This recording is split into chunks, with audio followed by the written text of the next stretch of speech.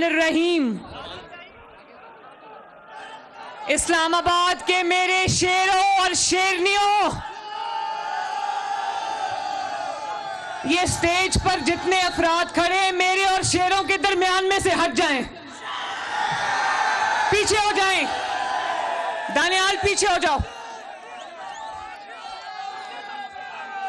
Please, मुझे ये लोग नजर नहीं आ रहे, पीछे हो जाएं।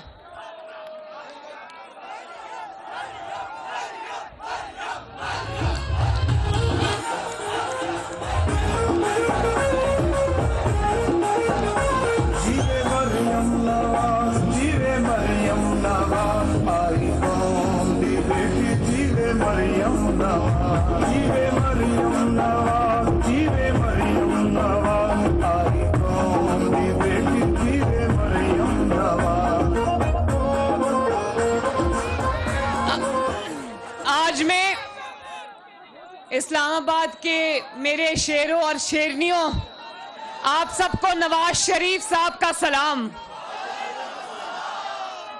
ये जो स्टेज पर खड़े कायदीन हैं, मैं सबका शुक्रिया अदा करती हूँ। इस्लामाबाद की जो क़यादत यहाँ स्टेज पर मौजूद है, लेकिन इनसे मेरी मुलाकात कल होगी, आज मैं सिर्फ कारकुनों से मिलने आई हूँ। और इस्लामाबाद वालों,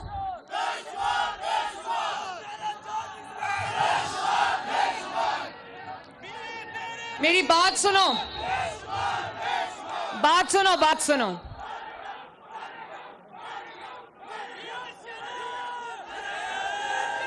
शुक्रिया।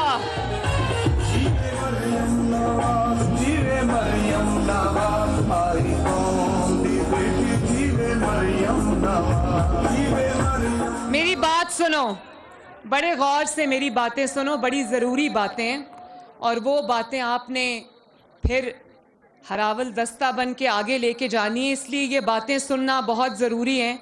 ये मेरी बहनें, बेटियां, माएँ यहाँ बैठी हैं, मैं इनको बहुत प्यार भरा सलाम। जब मैं लंदन से आई, मियाँ साहब के साथ 4 महीने मेरे गुजरे। वहाँ मियाँ साहब ने कहा कि जाओ और आवाम के साथ राब्ते की मुहिम शुरू करो, और उसका आगाज़ जो है वो तंजीमी कन्वेंशन से करो, कारकुनों से मुलाकात करो। तो हमारे मुखालिफिन बहुत दूरबीनें लगा के बैठ गए। उनको लगा कि आज इतनी महंगाई है, मईशत हचकोले खा रही है, तो शायद बहुत ध्यान से वो देखने लगे कि आवाम की तरफ से क्या रिस्पांस मिलता है, कारकुनों की तरफ से क्या रिस्पांस मिलता है। क्योंकि जब वो 4 साल 2018 से लेके 2022 तक वो हुकूमत में थे, तो मैं उनको कहती थी तुम्हें हेलमेट पहन के आवाम में जाना चाहिए, क्योंकि लोग अंडे और टमाटर मारेंगे। तो वो बड़े, उन्होंने मेरी बात सुनी, ठहर जाओ, उन्होंने मेरी बात मानी। वो हेलमेट पहन के नहीं, वो आवाम में गए नहीं 4 साल। और आज बड़ी दूरबीनें लगा के बैठे हैं और देख रहे हैं कि आवाम का, कारकुनों का कितना जज्बा है। तो मैं ये कह देना चाहती हूं कि आवाम बेवकूफ नहीं, आवाम को सब पता है कि इस महंगाई को लाने वाला कौन है। हाँ, घड़ी चोर की अभी बात करेंगे, घड़ी चोर को छोड़ेंगे नहीं, बात करेंगे इंशाल्लाह।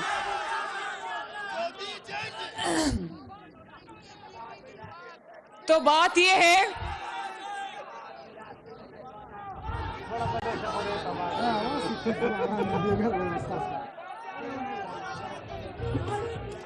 आज जब कल मैं एबटाबाद से इस्लामाबाद पहुंची, तो वो रावल फ्लाईओवर के ऊपर से जब मैं गुजर रही थी, तो मुझे ख्याल आया कि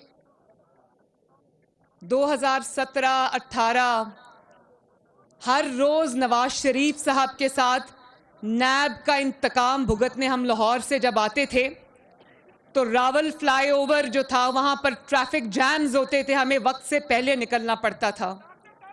वो जो नाअहली और नालायकी थी, उसकी सज़ा रावल चौक पे लोगों ने भुगती और आज अल्लाह ताला के फजलो करम से जो 4 साल नहीं बन सका उसको शहबाज शरीफ ने उस रावल फ्लाईओवर को 1 महीने में मुकम्मल करा दिया और आवाम के लिए खोल दिया। आज वहां ट्रैफिक जैम्स नहीं है। आज आप इस कन्वेंशन के लिए वहां से गुजर के आए होगे तो बताओ वहां पर कोई ट्रैफिक जैम था? 100% ट्रू। Thank you. और उसके बाद भाराकाऊ फ्लाईओवर की भी बात करती हूं। अवाम की बहुत देरीना डिमांड थी भाराकाऊ के अवाम की, खसूसन कि वहां पर बहुत घंटों तक ट्रैफिक जैम रहती थी, अवाम ट्रैफिक में फंसते थे, मरी आने जाने वाले सयाह फंस जाते थे। तो लोगों की बड़ी ख्वाहिश थी कि वहां पर फ्लाईओवर बने। तो देखो शहबाज शरीफ ने ना सिर्फ वो फ्लाईओवर शुरू करा दिया, आप देखोगे कि शहबाज स्पीड में इंशाअल्लाह ताला वो जल्द से जल्द खत्म होगा। और इसी तरह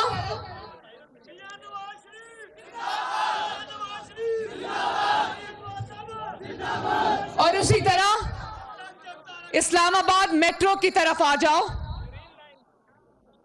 4 साल वो मेट्रो मुकम्मल नहीं हो सकी, उसको शहबाज शरीफ ने 15 दिन के अंदर अवाम के लिए खोल दिया।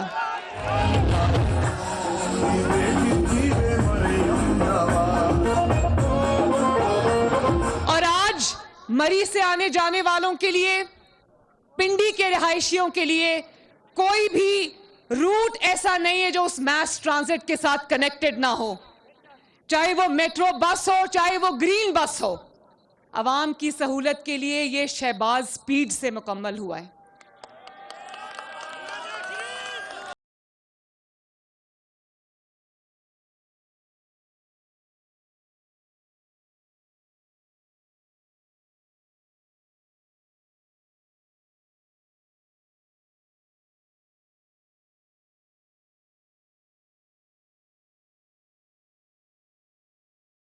2016 में जो इस्लामाबाद के सरकारी स्कूलों को रिफॉर्म करने का बीड़ा उठाया, आज भी मैं जब, मेरा ख्याल है कि इस्लामाबाद की तारीख में किसी ने कभी इतने ज़बरदस्त स्कूल जो हैं वो नहीं देखे होंगे।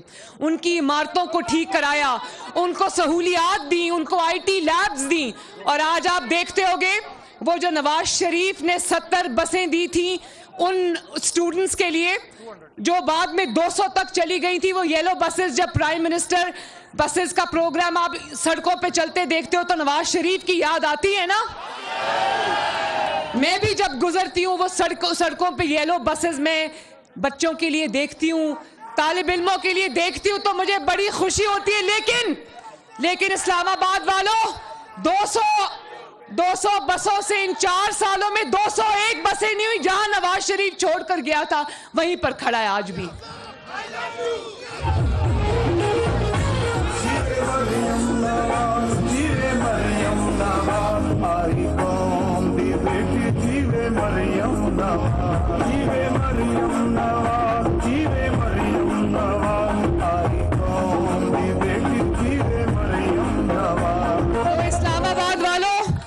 मवाजना 2022 का 2023 से नहीं होगा।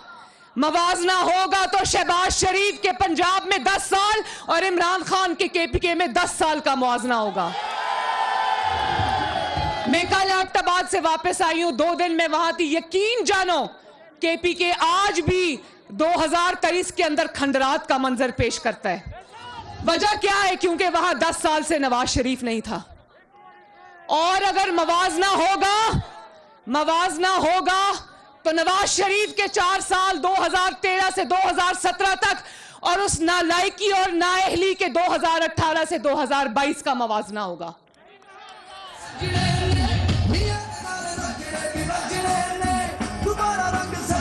इस्लामाबाद वालों, मुझे बताओ, ये कोई इंसाफ की बात है कि जब मुल्क हचकोले खाता है, जब मईशत हचकोले खाती है तो नवाज शरीफ को पकड़ के ले आते हैं कि मुल्क को ठीक करो। वो दिन रात लगा के मुल्क को ठीक करता है और जब मुल्क ठीक हो जाता है तो तनख्वाह ना लेने पर या हाईजैकिंग पर उसको उठा के दफ्तर से बाहर फेंक देते हैं। और फिर जब ना अहलों के हाथ में मुल्क आता है, मुल्क नीचे जाता है तो फिर नवाज शरीफ को आवाजें देते हैं कि आओ और मुल्क को ठीक करो।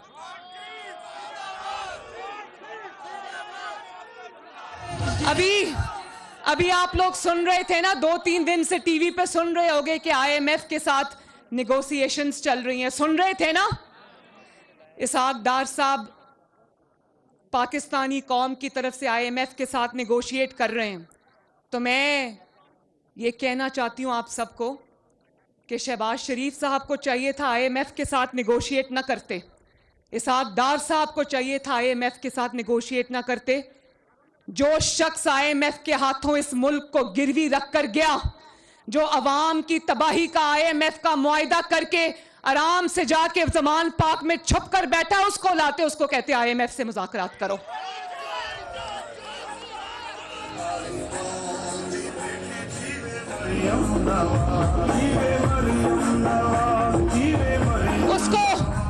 उसको बिठाते ना जरा आईएमएफ के सामने और कहते जरा आईएमएफ को भी बताओ और इस कौम को भी बताओ कि आईएमएफ के हाथों मुल्क कैसे गिरवी रखा, क्या शराइत तय की कि आज भी मईशत संभलने में नहीं आ रही, और लोगों को बताओ कि तुम्हारी 4 साल की नाअहली की वजह से आज कौम को ये दिन देखना पड़ रहा है।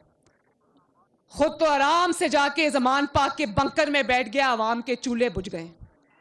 क्या तकलीफ थी जब 2013 से लेकर 2017 तक नवाज शरीफ ने भी आईएमएफ का एक मुआहिदा भुगताया था, लेकिन दिल में दर्द था नवाज शरीफ के, अवाम का दर्द था, अवाम के चूल्हों पे जो रोटी पकती थी उसकी तकलीफ थी नवाज शरीफ को। तो वो आईएमएफ का मुआहिदा ना सिर्फ भुगताया बल्कि पाकिस्तान की 75 साल की तारीख गवाह है, और आप सब गवाह हो कि नवाज शरीफ के 4 साल में आटा 1 रुपया नहीं बढ़ा, 35 रुपए किलो पर रहा या नहीं रहा।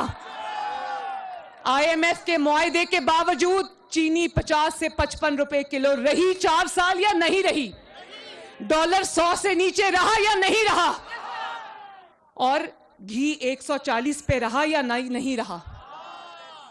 और ग्रोथ, पाकिस्तान की ग्रोथ 6% पे जा रही थी, पिछले 4 साल की नाअहली और नालायकी से जमीन के नीचे चली गई, माइनस में ग्रोथ चली गई। और ये वही बेहिस इंसान है ना जो जब इक्तदार में था तो कहता था मैं आलू प्याज की कीमतें कम करने नहीं आया। ये बिल्कुल सही कहता था, बिल्कुल सही कहता था, क्योंकि ये कम करने नहीं आया, ये ज्यादा करने आया था, कीमतें बढ़ाने आया था, जिसकी कीमत आज अवाम को अदा करनी पड़ रही है। बनी गाला का किचन भी कोई और चलाता है, जमान पाक का किचन भी कोई और चलाता है, क्योंकि इसका कोई जरिया आमदन नहीं है। ये वो लोग चलाते हैं जो इनको हीरे जवाहरात देते रहे हैं, लेकिन अवाम जो है वो अपने किचन अपनी मेहनत और खून पसीने की कमाई से चलाती है।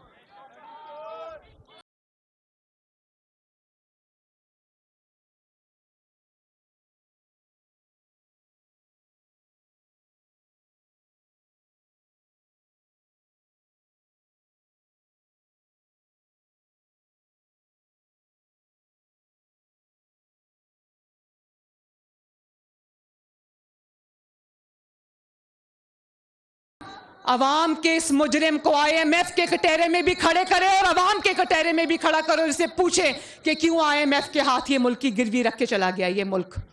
आज अगर हम चाहें भी तो दिन रात की सर तोड़ कोशिशें कर रहे। मैं खुदा को गवाह बनाकर कहती हूँ, शहबाज शरीफ साहब 6 बजे काम शुरू करते हैं, इसहाक डार साहब सुबह फजर के बाद काम शुरू करते हैं, लेकिन ये कोई ऐसी जो ये 4 साल का गंद और तबाही मचा कर गया है, ये 2-4 महीनों में ठीक होने की चीज नहीं है। लेकिन यकीन रखना कि अगर 3 दफा जब भी आपने इक्तदार दिया, मुस्लिम लीग नून को मुल्क को तरक्की के ऊपर रास्ते पर डाल गई।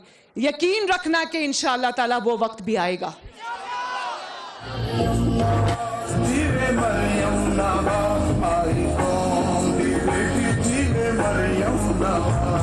और मैं ये भी बता दूं, ये अगले 5 साल के ऊपर नजर रख के बैठा है, जिसने 4 साल में मुल्क का बेड़ा गर्क कर दिया, एक कोने से दूसरे कोने तक तबाही मचा दी। 4 साल में अगर अगले 5 साल भी इसको मिल जाते तो सोचो आप सबका क्या हाल होता। और आज मान गया है, कहता है कि ऐवान सदर में मैंने मुलाकात की थी, तो अगर मुलाकात की थी तो आज याद आया मुलाकात की थी। वो चुप करके छुप छुप के रात के अंधेरे में मुलाकात क्यों की थी? वो इसलिए की थी कि शायद दोबारा से साजिश करने का मौका मिल जाए, और वो मुलाकात कामयाब नहीं हुई तो आज सब मीर जाफर भी हो गए, मीर सादिक भी हो गए। बात है, और कल परसों सुन रही थी, कह रहा था ताली एक हाथ से नहीं बजती। एस्टैब्लिशमेंट को कह रहा था कि मैंने तो ताली के लिए हाथ आगे किया हुआ है, दूसरा हाथ नहीं मिल रहा।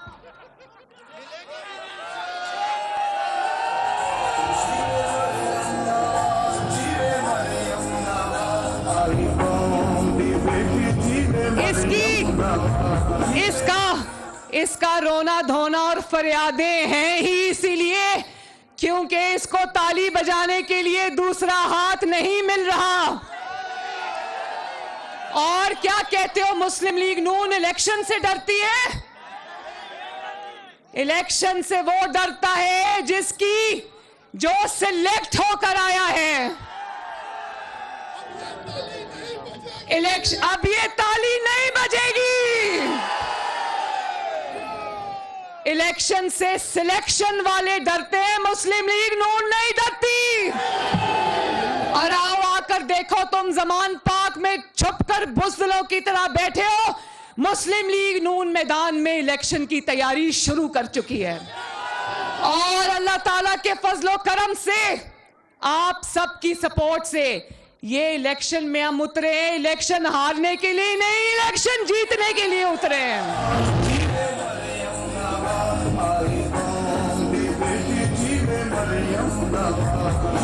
और ये भी सुन लो, वो जो 2018 में तुम्हारी सिलेक्शन कमेटी थी ना, वो अब टूट गई है। अब तुम्हें फिक्र होनी चाहिए। सिलेक्टर्स घर चले गए हैं, और ना सिर्फ घर चले गए हैं बल्कि दोनों हाथों से उन्होंने अपने कान पकड़े हुए हैं। कल परसों में सुन रही थी कि कह रहे थे कि इमरान का घर जाना जरूरी था क्योंकि वो मुल्क के लिए खतरा था। जिस खतरे का आपको आज पता चला है, मुस्लिम लीग नून, वो खतरा पाकिस्तान के लिए 2011 में ही भाप गई थी।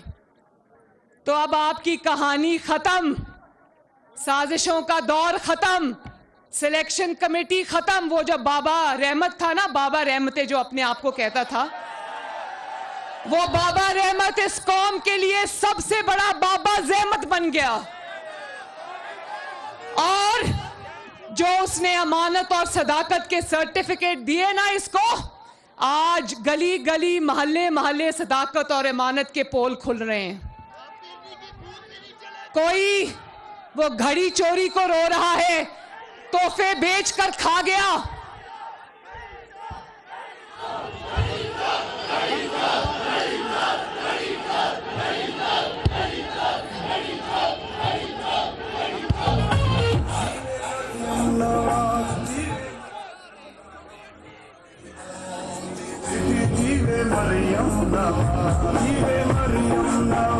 घड़ी जितने मर्जी प्लास्टर लगा के बैठो, जितने चाहे टांग पे प्लास्टर चढ़ाओ, घड़ी चोरी का भी हिसाब देना पड़ेगा,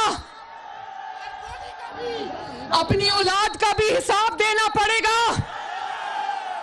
खाना काबा के निशान वाली तस्वीर वाली घड़ी बेचने का भी हिसाब देना पड़ेगा, फॉरेन फंडिंग का भी हिसाब देना पड़ेगा, और जो आपकी बेगम साहिबा ने 5-5 कैरेट के हीरो की अंगूठियां रिश्वत में ली हैं, उसका भी हिसाब देना पड़ेगा।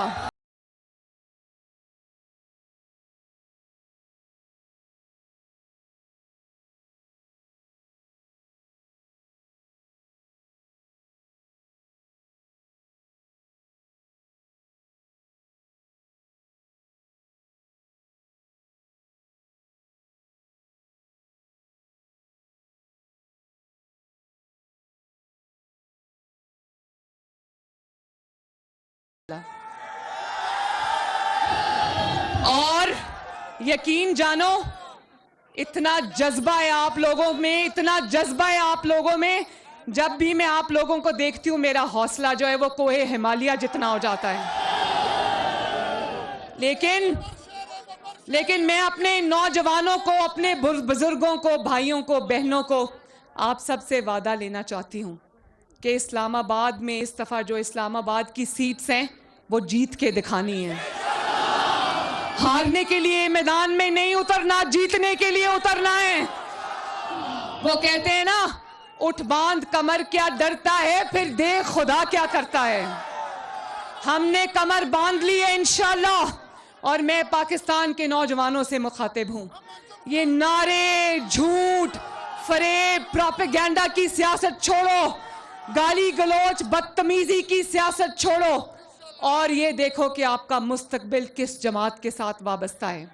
आपका मुस्तकबिल उस जमात के साथ वाबस्ता होना चाहिए जिसने आपको यूथ प्रोग्राम दिया, जिसने आपको लैपटॉप्स दिए, जिसने आपको स्कॉलरशिप्स दिए, जिसने आपके लिए कॉलेजेस और यूनिवर्सिटीज बनाई, जिसने आपके लिए फॉरेन स्कॉलरशिप्स दिए, जिसने आपको सीपैक बनाकर आपके लिए नौकरियों के दरवाजे खोले, ना कि ऐसे फरेबियों के हाथ में जिसने 1 करोड़ नौकरियों का वादा किया था। मिली किसी को नौकरी?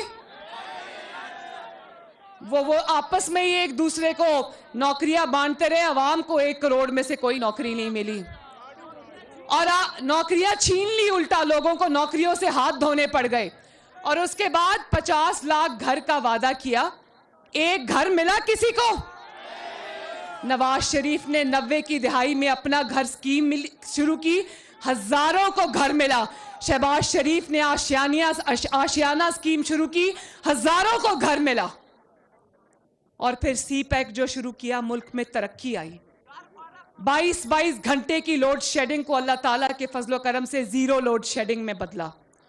तो जिसने किया है वही करके दिखाएगा। जिसने मुल्क को तबाह किया है वो अब अपने मुस्तकबिल की फिक्र करे और बनी गाला में बैठकर अल्लाह अल्लाह करे।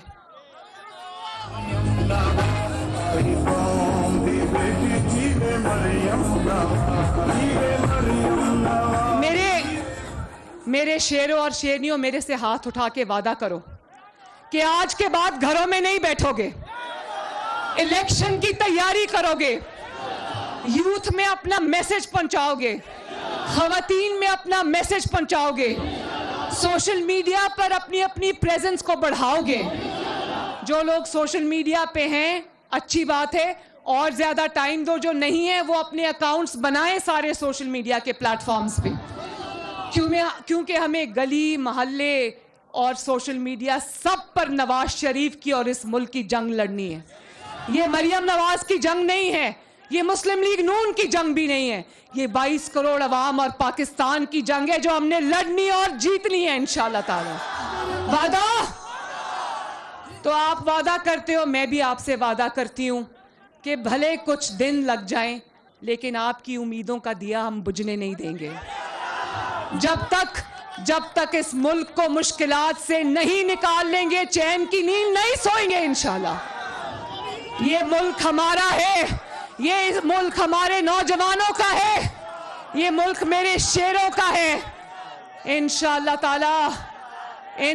ताला इस मुल्क को वहां लेकर जाएंगे, इस मुल्क को यहां लेकर जाएंगे इंशाल्लाह ताला, तमाम मुश्किलात से, जहां पर अवाम की जान छूटेगी। तो मेरे साथ वादा करो कि ये ख्वाब पूरा करोगे मेरा इंशाल्लाह। अपने मुल्क के लिए निकलोगे, अपनी कौम के लिए निकलोगे, अपने लिए निकलोगे। अल्लाह ताला आप सबका हामी और नासिर हो। मेरे साथ नारा लगा दो, नवाज शरीफ, और जोर से नवाज शरीफ, शहबाज शरीफ।